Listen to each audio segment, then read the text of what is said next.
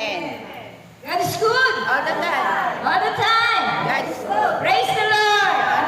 Now and forever. The will of the Father. Yes, I will. Yes, I will.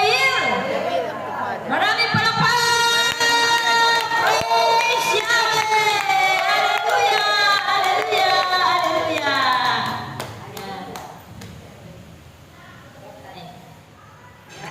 Nakatingin ka na agad, oh.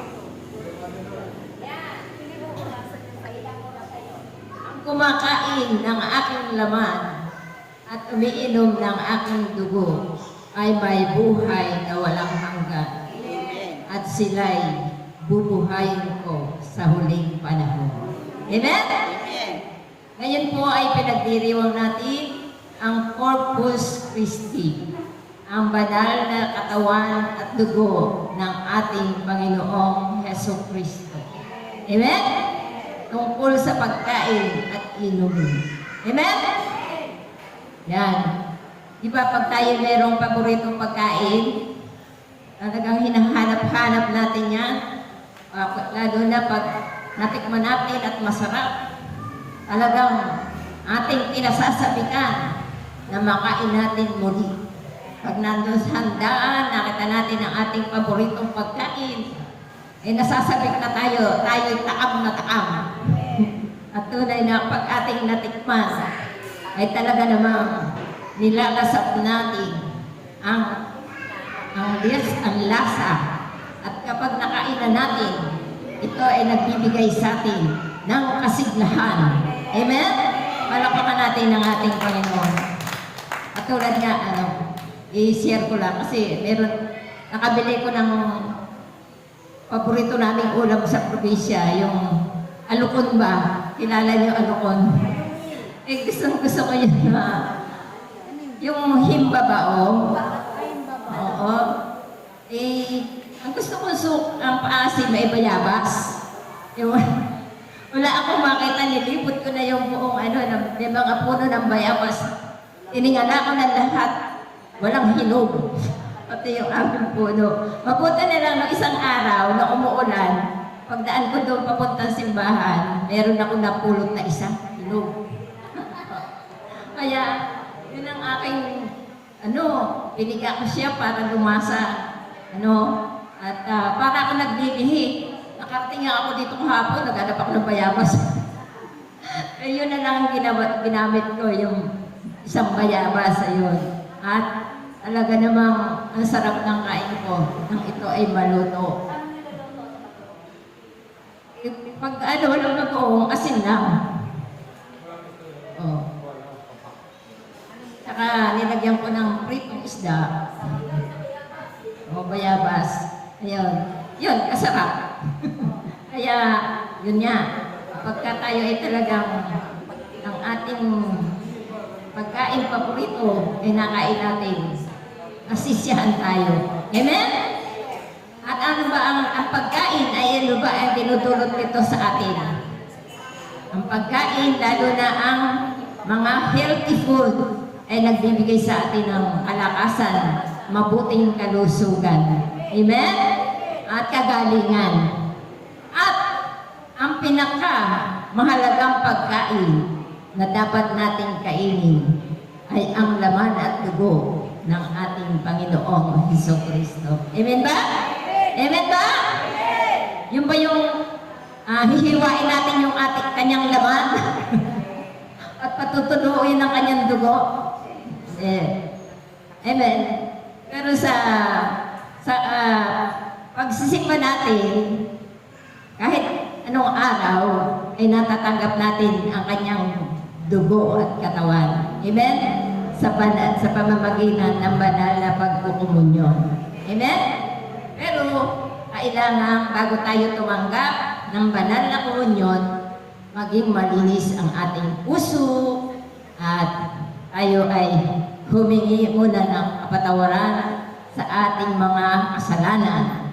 Higit sa lahat, tayo ay magkukumpisal at magsisi at hingi natin ng awa at kapatawaran ng ating mga kasalanan. Upang tayo maging karapat-dapat na tumanggap ng katawan at dugo ng ating Panginoong Hesukristo. Amen ba? Palakpakan natin ang ating Panginoon.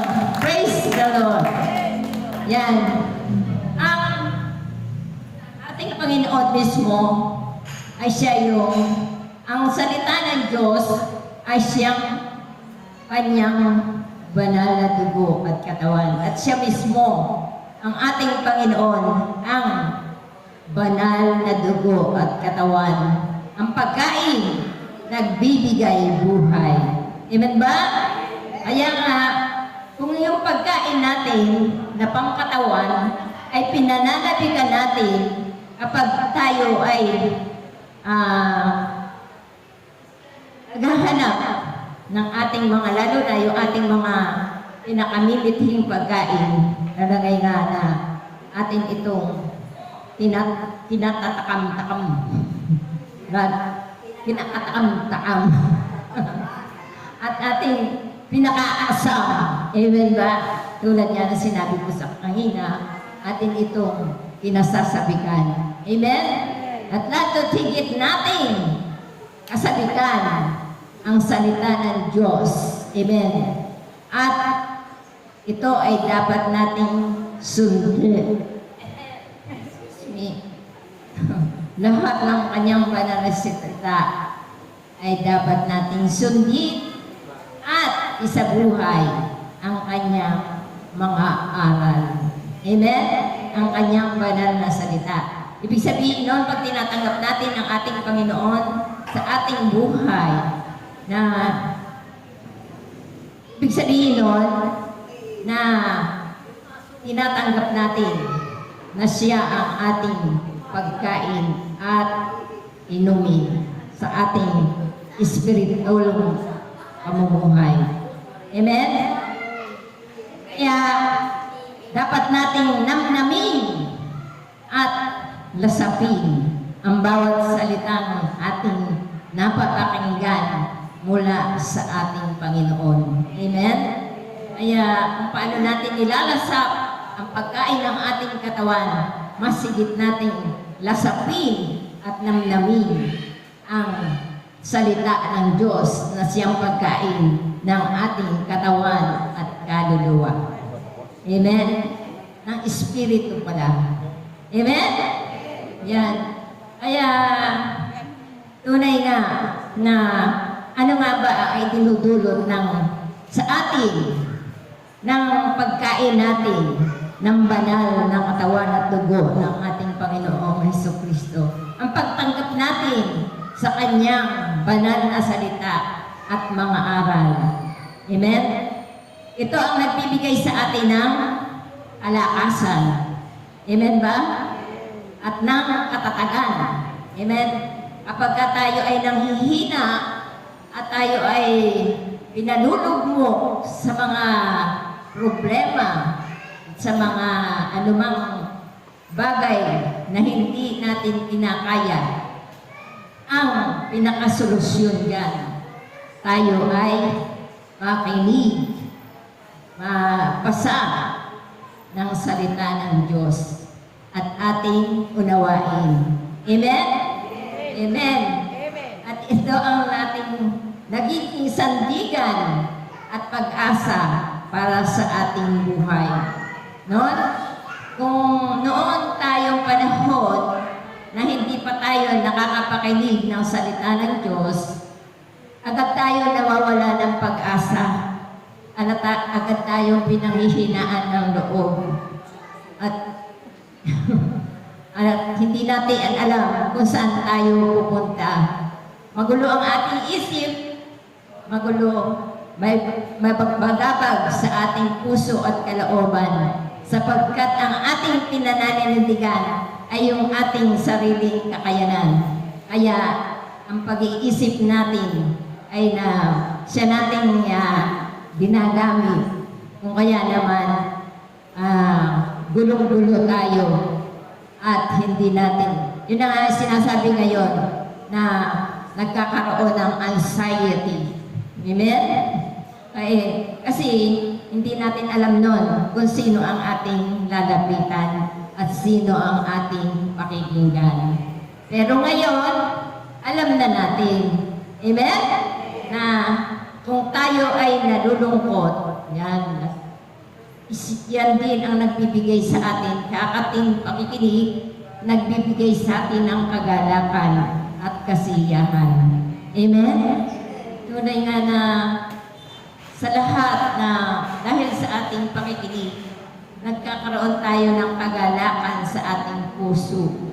Kasi itinuturo niyo sa atin kung paano tayo gagawa ng paraan at kung sino ang magbibigay sa atin ng lahat ng ating pangangailangan. Amen? Ang nagbibigay sa atin ng karunungan at kapangyarihan. Amen ba? Kung patuloy tayong nakikinig sa salita ng Diyos, kung patuloy tayong dumadalo sa gawain ng ating Panginoon, sa mga seminar, tunay nga na ang ating karunungan ay talaga namang nadadagdagan. Amen? At tayo, sa pamamagitan ng ating karunungan, tayo din ay nagkakaroon ng kapangyarihan. Amen? Sabi nga, nagkakaroon na tayo ng power to say. No? Nagagamit na ang ating dila sa sa pagpapanayam, no? Sa pagpapahayag ng salita ng Diyos na sino mang makapakinig kung tayo ay kinakasihan ng banal na Espiritu ay nakakatulong sa mga taong pinanghihinaan at nawawalan ng pag-asa. Amen po ba? Palakpakan natin ng ating Panginoon. At sa patuloy pa rin nating pakikinig, tayo ay nagkakaroon ng tagumpay. Amen? Sa lahat ng ating gawain, tayo ay nagtatagumpay. Amen? Sapagkat sinusunod natin ang lahat ng tagubilin sa atin ng ating Panginoon. Tunay na kapag sinusunod natin ang tagubilin at aral sa atin ng ating Panginoon, walang hindi gagawin tayo na hindi magtatagumpay. Kung tayo ay may tunay na pananalig at pamanampalataya sa ating Panginoon, anuman yung ating hilingin sa Kanya ay tiyak niyang ipagkakaloob. Walang hindi ibibigay ang Diyos sa lahat ng mga tumatawag sa Kanya ng may buong pananalig at pananampalataya. Amen ba? Amen. Palakpakan natin ang ating Panginoon. Tayo ay nagkakaroon na ng ngayon ng luklukan at tahanan. Amen. Dati-dati, hindi natin alam kung saan ba tayo talaga pupunta o mananahan. Sabi nga ngayon, ako'y mananatili sa iyong templo. Sa templo ng Panginoon, tayo ay tunay nagkakaroon ng kapahingahan. Amen? No? Kung sabi nga ni Brother kanina, pag pumupunta tayo minsan sa gawain, ay nandoon yung problema. Kaya dito tayo sa pagpunta natin sa mga gawain, dito nagkakaroon ng kalutasan sa mga problema. Amen? Kung mayroong pag-alis natin ng bahay, tayo ay may sakit, na ba? Pag narinig na natin ang makapangyarihang salita ng Diyos, tunay nga, nagkakaroon na tayo ng kagalingan sa ating katawan at higit sa ating kaluluwa. Amen? Palakpakan natin ang ating Panginoon. Siya na ang ating kaginhawahan. Amen? Siya na ang ating sa pagpatuloy nating pagnamnam at pagtanggap sa salita ng Diyos, nagkakaroon na tayo ng ginhawahan sa ating buhay. Amen? No? Hindi na nagkakaroon na tayo ng kasaganaan. Amen? Hindi lang pang material at pinansyal, kundi ang kasaganaan na ang ating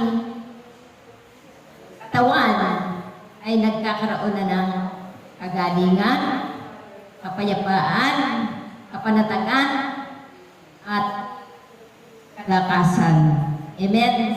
Sabi nga, ang salita ng Diyos mismo, ang ating Panginoong Hesukristo, ang ating kaligtasan at kagalingan. Siya ang ating good provider at siya rin ang ating great healer.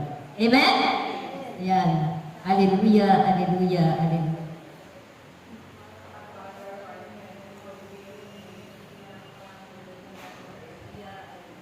Kaya't kayong lahat na dumadalos sa bawat pagtitipon, naway isa puso ninyo, isa isip ninyo, ang kanyang mga aral at tagpuan.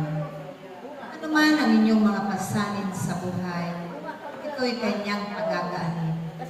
Lahat kayo ay mapapanuto sa mga bagay-bagay na hindi pa ninyo nalalaman. Maraming isasanay sa inyo ng Diyos na mga bagay na noong una pa man ay hindi ninyo nakasanayang gawin. Ibahagi ito at ipalaganap sa sanlibutan ito. At siya man ang magiging gabay at patnubay ninyo sa lahat ng oras ng inyong mga buhay. Yan po. Patuloy nating pakikinig, pagdalo sa mga gawain. Yan po ang pagtagubilin sa atin ng Panginoon. Ating pagnilayan, intindihin, at isa puso at isa buhay natin sapagkat ito ang tunay na paraan para tayo ay hindi na magutom at hindi na mauhaw sa ating sa salita ng Diyos at sa lahat ng kanyang pagpapalang ibinibigay. Yun lamang po. Maraming salamat.